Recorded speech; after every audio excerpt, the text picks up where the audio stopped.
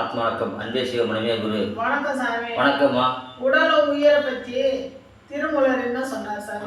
திருமூலர் நந்தி வரம் பெற்ற ஒரு திருமூலர். சிவன் நேரடியாக 4 பேரை உண்டாக்குனார். ஆகாயத்துக்கு வந்தவங்க அவங்க. திருமூலர், சிவமாமுனி, வேகபாகர், பதஞ்சலி.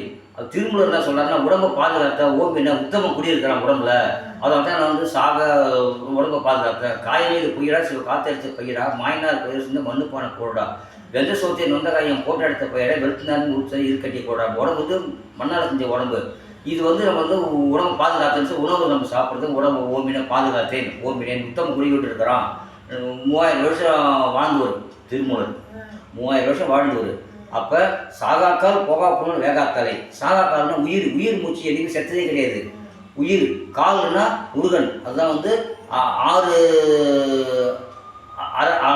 6 பகுதியை நம்ம உடம்புல இருக்கிறாரு கடவுள் முருகன். 6 முகம்ன்றது அதுதான் முருகன் தான் 6 முகம்னுவாங்க. அப்போ அது ஒரு படிப்படியாக வரும்.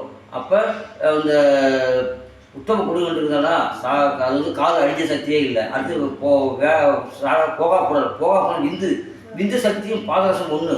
அது உடம்புல ஒட்டி எப்பயும் அழியாது. ஒரு வத்தி சேர்த்துனாலும் பற்றி எரியும். அந்த அளவுக்கு பவர் விந்து சக்திக்கு. அடுத்தது வேகாத்தலை. வேகாத்தலை ஒரு ஆன்மா சக்தி. ஆன்மா அது உடம்புலேயே உத்தம குடிகொண்டிருக்கிற ஆன்மா. அதுதான் ஜோதியாக இருக்கிறோம். உள்ளே எரிச்சிட்டே இருக்கும். அது நெருப்பில் போட்டாலும் நெருப்பில் போட்டாலும் ஒன்று தண்ணி பட்டாலும் அணியாது. அது என்றைக்குமே பவராக இருக்கும். உடம்புல இருக்கும். நம்ம உடலை விட்டு போனாலும் வேறு இடத்துல போய் அது திருப்பி மறுபடியும் உயிர் உண்டாயிடும். உடல் அழிஞ்சிடும். வேறு பிறகு எடுத்துடும் அந்த ஆன்மா. அப்போ அது நம்மளை விட்டு போகாது. உடம்புல இருக்க வேறு பிறகு எடுக்கும். அதுதான் உங்களுக்கு கருத்து. அது திரும்ப தான் சொன்னார். உத்தம குடி கொண்டு இருக்கிறான் அவர் பாதுகாத்துன்னு சொல்கிறாருமா. இது பக்கத்தில் ஷேர் பண்ணுங்கள், சப்ஸ்கிரைப் பண்ணுங்கள், கிளிக் பண்ணுங்கள். வணக்கம்.